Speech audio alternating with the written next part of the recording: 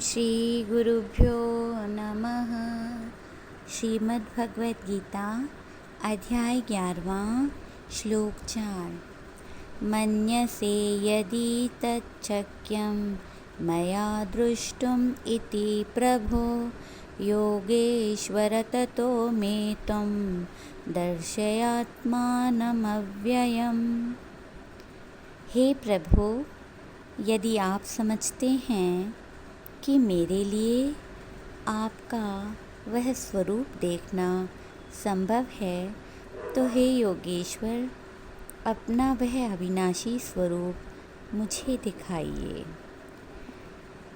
यदि इस जीव पर प्रभु की कृपा न हो तो कोई कितना भी बड़ा दानी, सत्संगी, तपस्वी, भोगी या ज्ञानी हो, किंतु यदि उसमें अहम है कि सब कुछ मैं ही करता हूँ, तो वह अवश्य ठोकर खा जाएगा।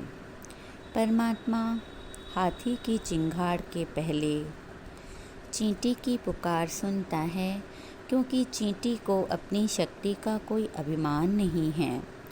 निरंतर यही प्रार्थना की जाए कि प्रभु, हमारे अवगुणों की ओर मत देखना।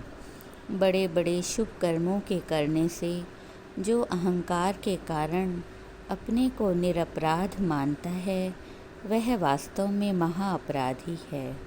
प्रत्येक मनुष्य में सहस्त्रों दुर्गुण हैं जो उसकी जानकारी या बुद्धि के बाहर हैं।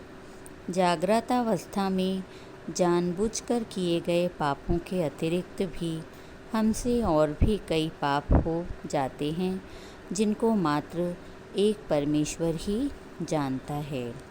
उनके अनुग्रह के बिना उनसे निस्तार संभव नहीं। भक्ति मार्ग में सभी महापुरुषों का यही अभिमत है। बड़े बड़े ऋषि मुनि भी परमात्मा को क्षमाशील मानकर सदैव यही प्रार्थना करते रहते हैं। अर्जुन भी विनयी होकर भगवान से निवेदन करते हैं। अर्जुन भगवान को यहाँ पर प्रभु और योगेश्वर कहते हैं। प्रभु का अर्थ है सर्वसमर्थ स्वामी। इष्ट देव को भी इसी नाम से पुकारा जाता है। योगेश्वर का अर्थ है जन्म सिद्ध। अवतार जन्म सिद्ध होते हैं।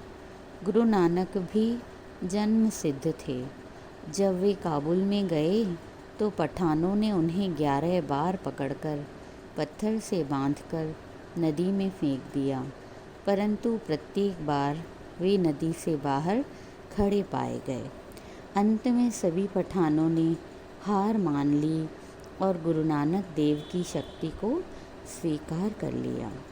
गुरु नानक देव के अन्य अनेक ईश्वरीय शक्ति के उदाहरण उनकी जीवन कथा में प्राप्त होते हैं, परंतु इन शक्तियों का उपयोग उन्होंने केवल पापियों को सुधारने और जालिमों को ठीक रास्ते पर लाने के लिए ही किया, न कि मिथ्या दर्प प्रदर्शन के लिए। जैसे प्रत्येक व्यक्ति अपनी कन्या किसी योग्य और अधिकारी वर से शादी करवाना चाहता है, वैसे भी ब्रह्म विद्या भी कन्या के समान है, जिसके लिए अधिकारी वर नितांत आवश्यक है।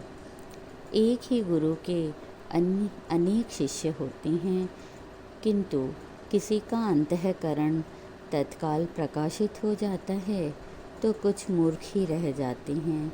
इसलिए पहले अधिकारी बनना आवश्यक है। भगवान कृष्ण ने भी अर्जुन को अधिकारी समझकर ही उन्हें संपूर्ण ज्ञान प्रदान किया। उनकी सच्ची प्रीति और भक्ति देखकर उनकी प्रेम की डोरी में बंधकर वे उनके सारथी बन गए।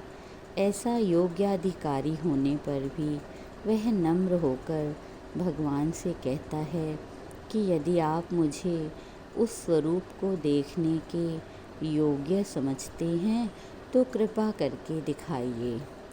अस्वच्छ बर्तन में दूध डालने से वह फट जाता है। शेरनी का दूध स्वर्ण के पात्र में ही रह सकता है। अर्जुन का भी यही कथन है कि कहीं वह भगवान के उस दिव्य स्वरूप को देखकर घबरा न जाए।